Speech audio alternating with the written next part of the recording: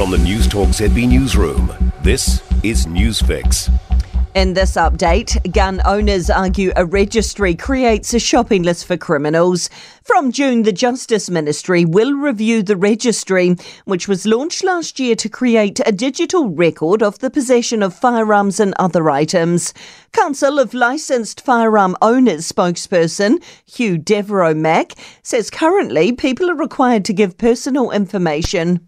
There were a number of police data breaches over the last couple of years that led to their details being found in the hands of criminals.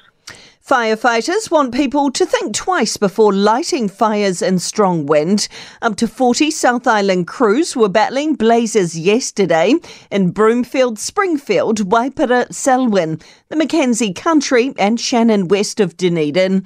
All fires have either been contained or extinguished, with crews monitoring hotspots overnight. Fire and Emergencies Rob Hands says no fires should have been lit yesterday. The wind drives these fires so quickly, it's difficult to catch up to them and stop them spreading. A bill to remove red tape from the aquaculture industry's passed its first reading in Parliament.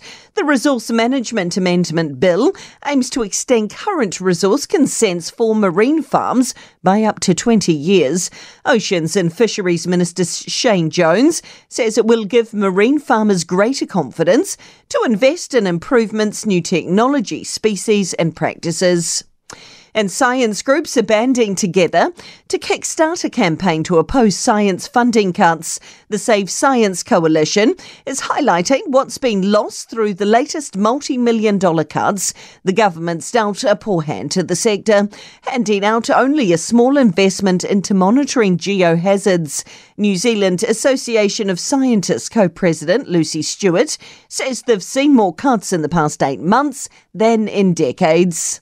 40 years ago, nearly, a goal was set of getting to 2% of GDP spent on research and development. We need to get back to that goal and the government needs to lead the way.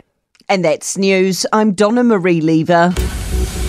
To sport, the Blues will look to brush up on closing out halves after locking in a Super Rugby quarter-final against the Fijian Drua next weekend. They've beaten the Chiefs 31-17 at Eden Park, but missed out on the bonus point, seeing them finish second overall behind the Hurricanes, who'll host the Rebels in the quarter-finals. While Blues coach Vern Cotter is satisfied with the win, he says there is still room for improvement. Perhaps get a little bit more control in the last 10 minutes, probably just a little bit more edge in the last part of the first half. I thought we just let them back in, weren't quite as effective or efficient in what we were doing, so those will be things we'll look at. Alex de Minaur has become the first Australian in 17 years to reach the last 16 of the French Tennis Open at Roland Garros. The 11th seed has come from a set and a break down to beat German Jan-Lennard Struff in 4 sets. And that's sport. For more news, listen to Newstalk ZB live on iHeartRadio.